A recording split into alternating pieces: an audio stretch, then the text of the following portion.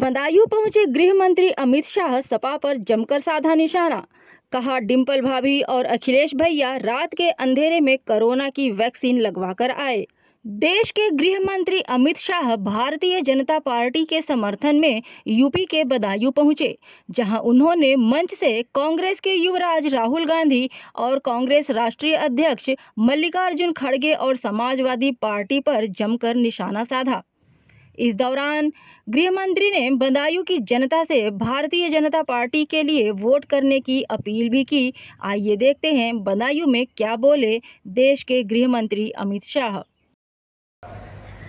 सिर्फ राम मंदिर नहीं, काशी विश्वनाथ कॉरिडोर, औरंगजेब काशी विश्वनाथ का दरबार तोड़कर गया था, तब से लेकर जस का तक पड़ा।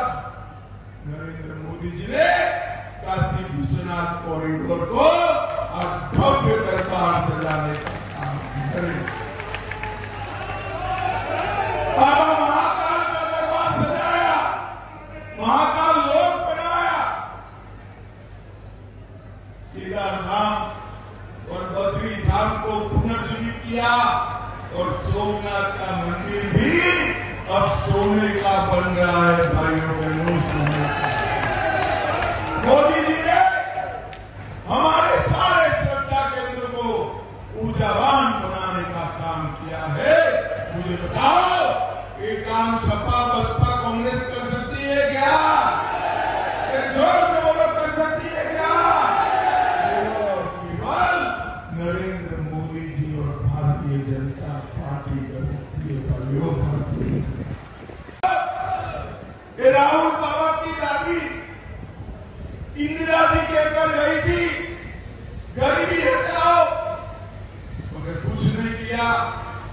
मोदी जी ने 80 करोड़ गरीबों को प्रति व्यक्ति प्रति माह 5 किलो राशन मुफ्त में देने का काम हमारे नरेंद्र मोदी।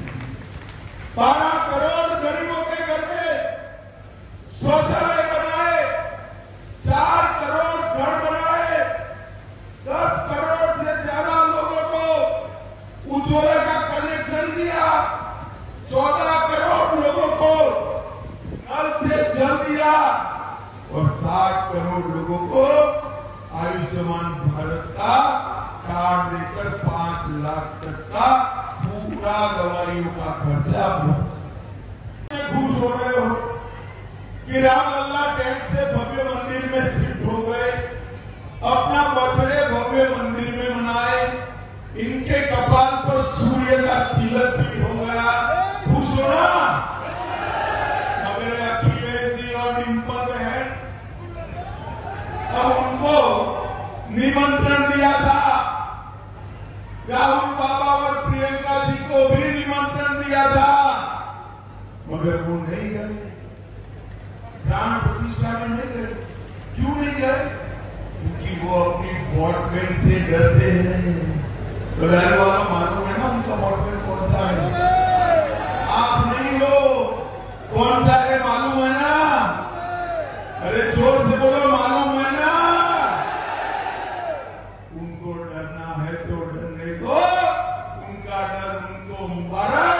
हम भाजपा वाले वो वोट बैंक से नहीं डरते हैं, हमने रामलला। भाइयों बहनों, ये चुनाव जो है नरेंद्र मोदी जी को तीसरी बार प्रधानमंत्री बनाने का है। इसके साथ साथ कश्मीर से लेकर केरल तक आतंकवाद को समाप्त करने का एक चुनाव, छत्तीसगढ़ से लेकर झारखंड तक नक्सलवाद को समाप्त करने का चुनाव और पूरे यूपी को गुंडों से मुक्त कराने का एक चुनाव।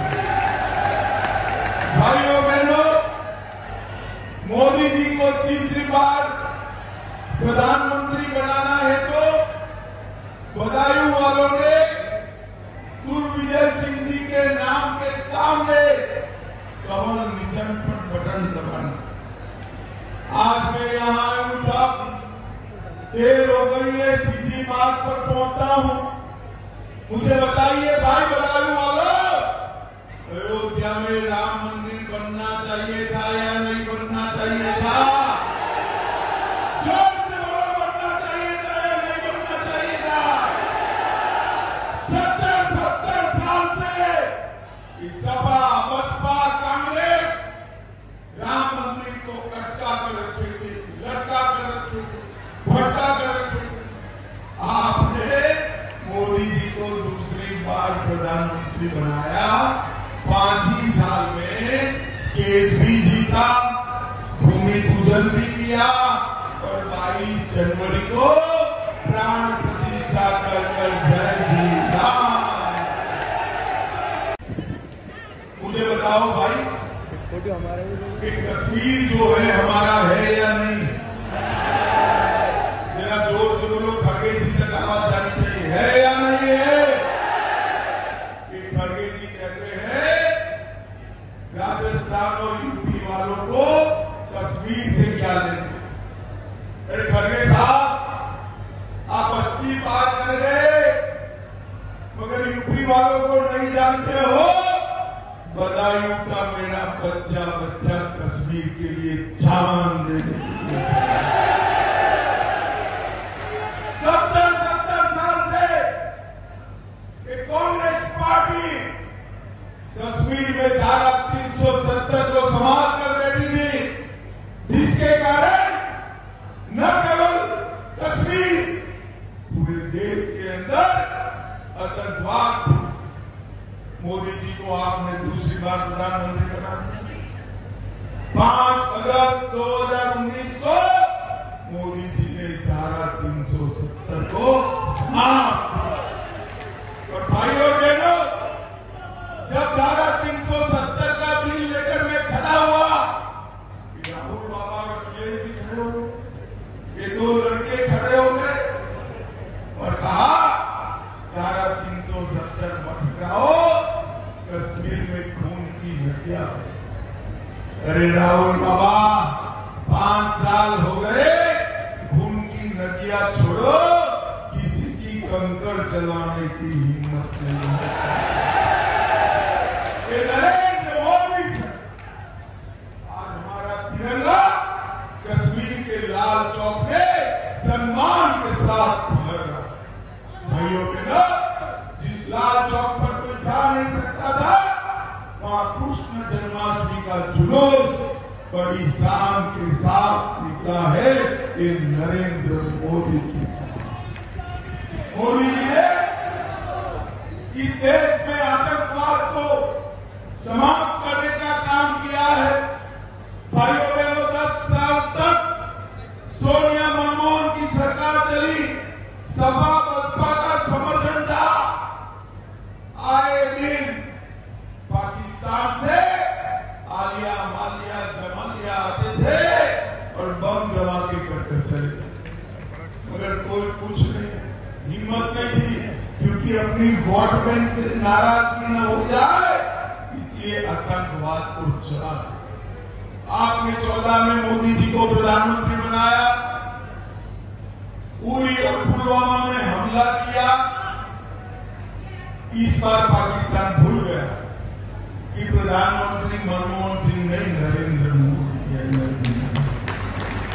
और सरकार सपा बसपा कांग्रेस की नहीं, भारतीय जनता पार्टी की। 10 ही दिन में सर्जिकल स्ट्राइक और एयर स्ट्राइक कर पाकिस्तान के घर में घुसकर आतंकवादियों का सफाया करने का काम